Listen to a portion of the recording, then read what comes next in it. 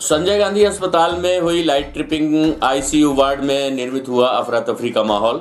रीवा के संजय गांधी अस्पताल में आज तकरीबन 10 मिनट के लिए लाइट की ट्रिपिंग हुई, जिसके बाद कोविड के आईसीयू वार्ड में अफरा तफरी का माहौल निर्मित हो गया। आपको बता दें कि संजय गांधी अस्पताल में तकरीबन 400 कोविड संक्रमित एवं सस्पेक्टेड मरीज भर्ती हैं।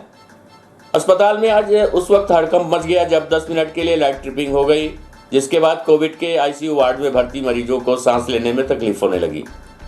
आनन फानन में अस्पताल प्रबंधन द्वारा तुरंत ही लाइट की व्यवस्था की गई। वहीं घटना की जानकारी लगते ही Rewa collector doctor Ilaiya Raja T, medical college के डीन डॉक्टर मनोज इंदुलकर एवं अस्पताल के अधीक्षक डॉक्टर शशिधर गर्ग, नोडल अधिकारी नरेश बजाज एवं डॉक्टर यत्नेश त्रिपाठी तथा एडीएम इला तिवारी सहित अन्य चिकित्सक गण मौके पर पहुंचकर निरीक्षण किया। तत्पश्चात रीवा कलेक्टर ने मरीजों से चर्चा भी की। हम आपको बता दें कि वहीं इस घटना का सोशल मीडिया में तौसीफ नामक युवक द्वारा वीडियो वायरल किया गया, जिसमें ऑक्सीजन की कमी से जूझते हुए लोगों की मौत की झूठी अफवाह फैलाई गई, जिसको लेकर Rewa collector doctor Ilaiya Raja T द्वारा अस्पताल प्रबंधन को इस तरह के अफवाह फैलाने वालों के खिलाफ एफआईआर दर्ज करवाने के निर्देश दिए। वहीं मीडिया से चर्चा करते हुए डॉक्टर नरेश बजाज ने बताया, संजय गांधी स्मृति चिकित्सालय में विद्युत आपूर्ति में तकनीकी खराबी आ जाने के कारण 10 मिनट के लिए सस्पेक्टेड वार्ड में विद्युत अवरोध उत्पन्न हो गया, जिसे प्रबंधन द्वारा तत्काल सुधरवा लिया गया। अवरोध के दौरान किसी भी मरीज की ऑक्सीजन आपूर्ति में कोई बाधा उत्पन्न नहीं हुई। ऑक्सीजन का लाइट से कोई लेना देना ही नहीं है। अगर लाइट जाती भी है तो वेंटिलेटर का भी 2 घंटे तक बैटरी बैकअप रहता है, पर किसी मरीज को कोई नुकसान नहीं हुआ। थोड़ी देर के लिए परिजनों में घबराहट अवश्य फैल गई थी, किंतु किसी मरीज को किसी तरह का नुकसान नहीं हुआ। खबर सुनते ही तुरंत Rewa collector doctor Ilaiya Raja T, medical college के डीन डॉक्टर इंदुलकर, अधीक्षक doctor Garg, doctor Naresh Bajaj, medicine विभाग के राकेश पटेल, डॉक्टर आशुतोष असाटी वहां तुरंत पहुंच गए। और संजय गांधी अस्पताल की अगर लाइट जाती भी है तो वहां पर बैटरी बैकअप है, इसलिए किसी भी मरीज को परेशान होने की जरूरत नहीं है। कुछ मीडिया ग्रुपों में इस घटना के कारण कुछ मरीजों के मृत्यु होने की गलत खबर फैलाई जा रही है, पर किसी मरीज को कोई दिक्कत नहीं हुई, ना ही कोई मरीज की मृत्यु हुई है। और 10 मिनट के अंदर वहां पर लाइट आ गई। चिकित्सालय एवं चिकित्सा महाविद्यालय प्रबंधन ऐसी समस्त खबरों का खंडन करता है। इस तरह की भ्रामक, गलत एवं बिना पुष्टि प्राप्त खबरों को प्रसारित करने या फॉरवर्ड करने पर संबंधित व्यक्ति के विरुद्ध प्रबंधन एवं प्रशासन द्वारा कठोर कानूनी कार्यवाही की जाएगी। इस घटना के संबंध में प्रस्तुत है वीडियो वायरल करता तौसीफ एवं Rewa collector doctor Ilaiya Raja T एवं नरेश बजाज से प्राप्त जानकारी के अंश। अचानक से कुछ समय के लिए आईसीयू से कुछ टाइम के लिए पहले लाइट गोल हुई, फिर उसके बाद आई, फिर वापस 1 से 2 टाइम्स फिर अगेन वही चीज़ें हुई। फिर उसके बाद कुछ टाइम बाद फिर लगभग 1 to 10 मिनट्स के लिए लाइट चली गई, जिसमें फिर जितने भी वेंटिलेटर वार्ड थे जो ऑक्सीजन पे थे, किसी को भी ऑक्सीजन नहीं मिल रही थी, किसी को वेंटिलेटर प्रॉपर नहीं मिल रहा था, जिसकी वजह से सब इस कदर परेशान थे कि अपना किसी को कुछ समझ नहीं आ रहा था क्या करना है हमको। वो क्या उसमें कितनी सच्चाई है? उसमें 100% सच्चाई है सर। उसमें लिखा हुआ है उसके साथ नहीं, मौतें कोई नहीं हुई, कोई मौतें नहीं हुई, लेकिन कंडीशन ये हो गई थी कि अपना कुछ भी हो सकता था। और कुछ टाइम अगर लाइट नहीं आती तो कुछ भी हो सकता, पेशेंट मर जाते। अंदर 22% है।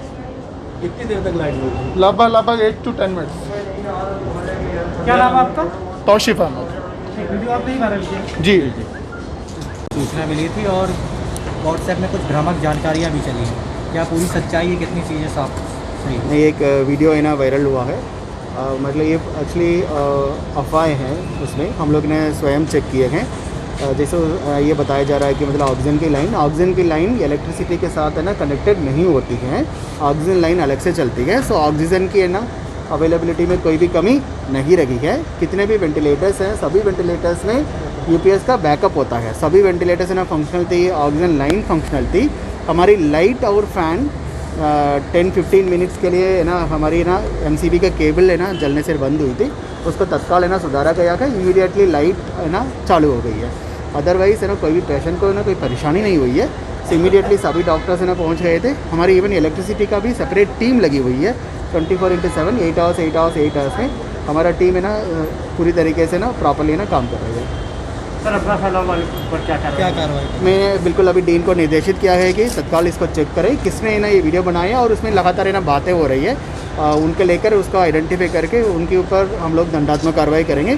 ऐसे कोई भी अफवाह फैलाया जाएगा उनके खिलाफ FIR दर्ज करेंगे। सर 13 से 14 लोगों की मौत की खबर की भी अफवाह फैलाई जा रही है। वही मैं बोल रहा हूँ है ना, जब अफवाह तो मतलब कोई भी अफवाह फैलेगा, कोई गलत जानकारी लोगों को देगा, सभी लोगों की जिम्मेदारी के साथ है ना हर चीज़ों को है ना लोगों के समझ में ना प्रस्तुत करना चाहिए, उसको प्रॉपरली पुष्टि कर देना चाहिए। हमारी यहाँ हेल्प डेस्क बनी हुई हैं, डीन है, सुपरिटेंडेंट है और हमारी डिस्ट्रिक्ट एडमिनिस्ट्रेशन है, उनके सामने अलग से प्रॉपरली है ना जानकारी पूछने के बाद और अब जानकारी पुष्टि होने के बाद है ना कोई भी जानकारी दिया जा सकता है। कोई भी व्यक्ति इस प्रकार का है ना अफवाह ना फैलाएं और लोगों से भी मेरा अपील है कि इस प्रकार का अफवाह में ध्यान ना दें। सर लाइट बैकअप के लिए किस तरह की व्यवस्था रहेगी संजय गांधी अस्पताल में? सो हमारे पास ऑलरेडी लाइट्स के साथ है ना DG है, जनरेटर है ना व्यवस्था पहले से है और उसके अलावा है ना UPS की ना व्यवस्था भी है। हम लोग एडिशनल UPS है मतलब वो भी है ना बुलाया जा रहा है। सो लाइट्स के लिए लाइट के ऊपर है ना मतलब कोई प्रॉब्लम है ना नहीं रहेगी। ठीक है, कोई बात। हाँ बोल। सर अभी यहाँ वीडियो वायरल हुआ था, किस तरह की स्थिति है, पेशेंटों की क्या हालत है? सब पेशेंट बिल्कुल ठीक है। वीडियो जो वायरल हुआ था गलत था। कहीं भी लाइट जाती है, अपने घर पे भी लाइट जाती है, 2 मिनट के लिए आदमी परेशान हो जाता है। तो जब लाइट गई तो पेशेंट का परेशान होना स्वाभाविक है। हम सब लोग यहीं थे, करीब 20 डॉक्टर की टीम इमीडिएटली वहाँ गई, मरीजों को समझाया कि आपके पेशेंट को कोई प्रॉब्लम नहीं होगी।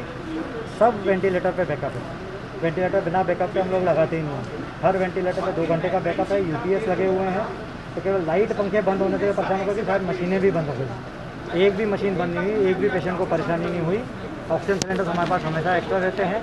वहाँ पूरा सीरियस वार्ड था, किसी पेशेंट को कोई हताहत नहीं हुआ है। ऑक्सीजन लाइन में आपको सबको और पब्लिक को आपके माध्यम से ये बताना चाहूँगा कि जो ऑक्सीजन लाइन है वो कभी भी इलेक्ट्रिक पर डिपेंडेंट नहीं रहती। ऑक्सीजन लाइन सेपरेट है, उसको लाइट की ज़रूरत नहीं रहती।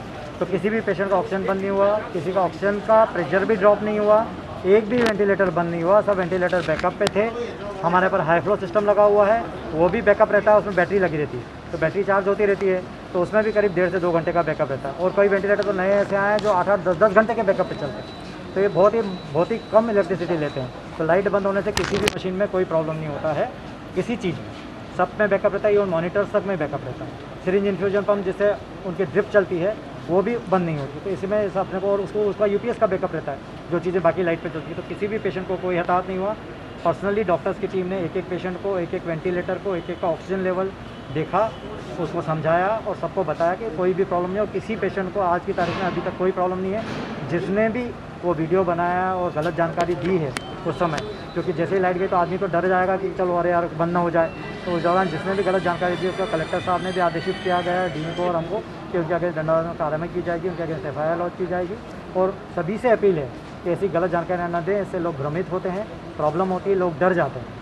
और डर की कोई भावना नहीं है। यहाँ पर ऑक्सीजन अभी पूरे लेवल में है, हमारे पास पूरे ऑक्सीजन रेट्स करीब फुल हैं, फिर भी हम ऑक्सीजन की सप्लाई कहीं भी कम नहीं होने दे रहे हैं। जैसे भी करके होता है, मंत्री जी की मदद से, कलेक्टर साहब की मदद से, डीन साहब की मदद से हम लोग ऑक्सीजन की व्यवस्था कैसे न कैसे करके कर। तो रीवा में मैंने पहले भी बताया ऑक्सीजन की कोई कमी कभी नहीं हो पाएगी। अपन लोग पूरी मुस्तैदी से पोस्टेड हैं और जहाँ से अवेलेबल होता है, जिस तरह से, चाहे डोनेशन से मिले चाहे वहाँ से मिले, हम इलेक्ट्रिक सिलेंडर भी एक्स्ट्रा रखते हैं। 600 सिलेंडर्स की हमारे पास कैपेसिटी है, तो वो भी 12 घंटे का बैकअप अलग है। तो कभी भी कहीं ऑक्सीजन की कमी हुई तो 12 घंटे तो हम सिलेंडर से ही चला सकते हैं। तो इसीलिए मैं ये कहूँगा कि ऐसी गलत जानकारी कोई भी ना दे, और जो भी दे पुष्टि करे हम लोगों से, डीन से, और फिर वो जानकारी। सर अभी कितने पेशेंट्स अभी एडमिट? अभी तो करीब 353 थे जब तक मेरी लास्ट जानकारी पर, शायद 20-30 और बढ़ गए हैं। और उसमें से सस्पेक्टेड और पॉजिटिव दोनों हैं। और काफ़ी लोग, 40 लोग करीब वेंटिलेटर पे चल रहे हैं। यानी इतने वेंटिलेटर पे मेरे को लगता है कभी नहीं चले। इतना लोड होता है तो कभी कभी शॉर्ट सर्किट हो ही जाता है। और शॉर्ट सर्किट से कोई परेशानी की बात नहीं, 10 मिनट के अंदर शॉर्ट सर्किट ठीक हो गया था। जो वायर जला था वो ठीक हो गया।